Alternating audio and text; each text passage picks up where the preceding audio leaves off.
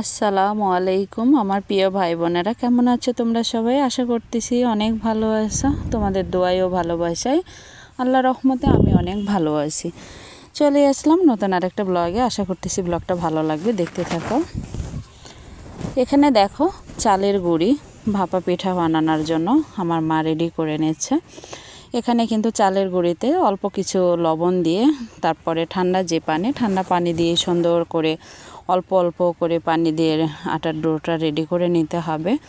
একবারে বেশি পানি দিলে কিন্তু আটাটা নরম হয়ে যাবে। তোমরা সবাই জানো যে ভাপা পিঠার আটা কিন্তু একদম শুকনা ঝরঝরা করে মাখাতে হয়। তারপরে কিন্তু এই যে এইভাবে চালনা দিয়ে চালে নিতে হয়। দেখো মাখানো হয়ে গেছে। তারপরে এই যে প্লাস্টিকের যে ঝুড়ি, এটা দিয়ে কিন্তু এখন চেলে নেওয়া হবে।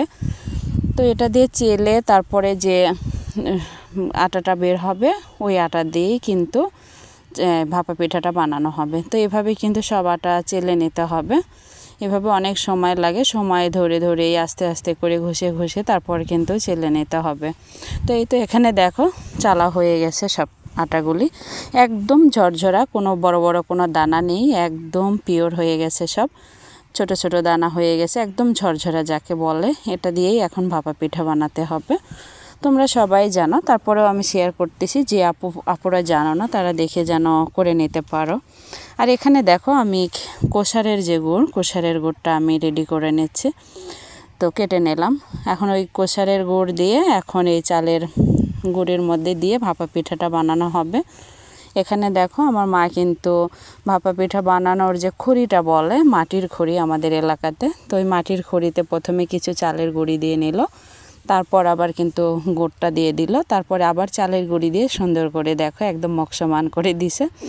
আর এখানে দেখো একটা কিন্তু পিঠে কিন্তু আগেই দেওয়া হয়ে গেছে, আমি কিন্তু প্রথমটা নেই নাই। তো প্রথমটা কিন্তু চোলাই হয়ে গেল, আর এটা দ্বিতীয়টা দেওয়া হলো। দেখো কিভাবে দিতে হয়। এভাবে দিয়ে তারপরে যে ওই খড়িটা কিন্তু একদম ওঠায় নিতে হবে, নিয়ে তারপরে এই ন্যাকড়াটা দিয়ে সুন্দর করে ধুয়ে নিতে হবে, ঢেকে দিতে হবে। তো এখানে এই যে দেখো ওটা হয়ে গেছে, আর একটা রেডি করা হচ্ছে। আমি তোমাদের সুবিধার্থে দুটো দেখায় দিচ্ছি, যেন তোমরা যে আপুরা পারো না তারা দেখে করে নিতে পারো। এখানে আবারও চালের গুঁড়ি দিয়ে দেওয়া হয়েছে, দিয়ে এখানে আবারও গুড় দিয়ে আবারও সুন্দর করে উপর দিয়ে চালের গুঁড়ি দিয়ে ঢেকে দেওয়া হচ্ছে। এই যে দেখো সুন্দর করে গুড়টা ঢেকে দেওয়া হলো। এভাবে হাত দিয়ে সুন্দর করে ঠাসা যাবে না, কিন্তু একদম যে শক্ত করে ঠাসা ওটা দেওয়া হবে না, হালকা করে আলতু হাতে কিন্তু করে নিতে হবে।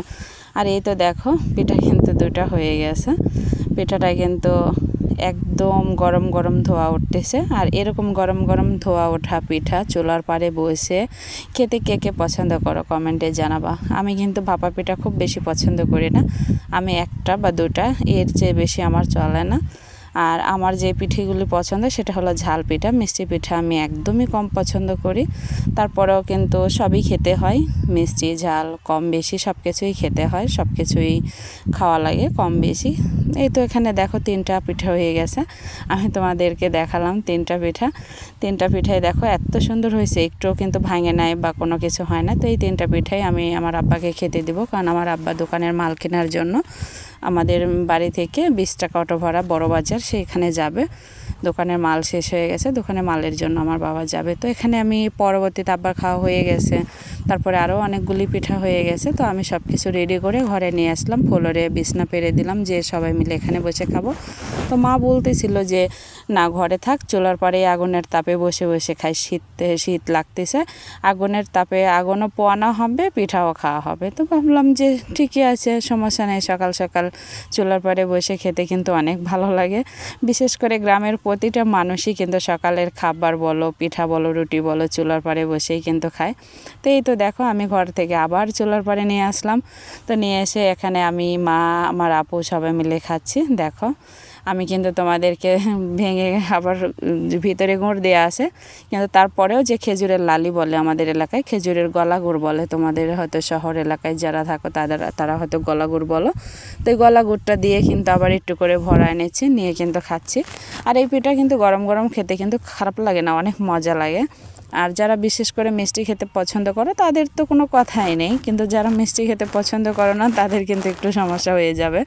যেমন আমি আগে অনেক মিষ্টি খেতাম, কিন্তু এখন কিন্তু একদম মিষ্টি খেতে পারি না। একটা যদি মিষ্টি পিঠা খাই তাহলে আমার হয়ে গেছে অবস্থা। আমি একটা পিঠে খেয়ে মাকে বলতেছিলাম, মা ঝাল কিছু দাও, ঝাল কিছু দাও, মানে আমি অস্থির হয়ে গেছি। আর এই তো এখানে আমার বাবা দেখো সকাল সকাল ডিম নিয়ে আসলো 1 কেজি, আর এখানে একটা পোলট্রি মুরগি নিয়ে আসছে, আর ওই কালো পলিতে ছোলা বুট আছে আর গুড় আছে, আর কি জানি আছে বললো। তো এখানে মুরগিটা আমি জবাই করে নিয়ে আসছে, আমি মুরগিটা বেছে নিচ্ছিলাম। তো হাতে কিন্তু মুরগিটা বাছলে মুরগিটার যে চামড়া থাকে, আর মুরগিটার চামড়া সহ কিন্তু গোস্তটা রান্না করলে কিন্তু গোস্তটা কিন্তু স্বাদ বেশি হয়, তোমরা জানো। আর চামড়া ছেড়ে যদি দেখো অনেকে চামড়া ফেলে দেয়, অনেকে চামড়া ফেলে দিয়ে রান্না করে, ওই গোস্তটা কিন্তু এত মজা হয় না। তো চামড়া সহ গোস্ত রান্না করলে কিন্তু চামড়ার যে তেলটা থাকে ওই তেলে কিন্তু গোস্তটা অনেক মজা হয়। তো একটু কষ্ট হলেও বেছে নিলে ভালো হয়। আর আমার আব্বা কিন্তু চামড়াটা খেতে অনেক পছন্দ করে, বিশেষ করে আমার আব্বার জন্যই আমাদের বাড়িতে মুরগির চামড়াটা রাখতে হয়। তো এই জন্য হাতে বেছে নিলাম। তো হাতে বেছে আমি দেখো সেঁকতেছি, আমি কিন্তু মুরগিটা কিন্তু আগুনে সেঁকতে পারি না, অনেক কষ্ট করে সেঁকে নিলাম। তারপরে এই তো কেটে নিচ্ছি, আরও অনেক কাজ আছে, তো আমি তাড়াহুড়া করেই কেটে নিলাম। যাই হোক, আজকের মতো ভিডিওটা এই পর্যন্তই। যদি আমার ভিডিওটা ভালো লাগে প্লিজ আমার চ্যানেলের পাশে থেকে যেও, আমার চ্যানেলটা সাবস্ক্রাইব করে দিও। আসসালামু আলাইকুম, দেখা হচ্ছে নতুন আরেকটা ব্লগে।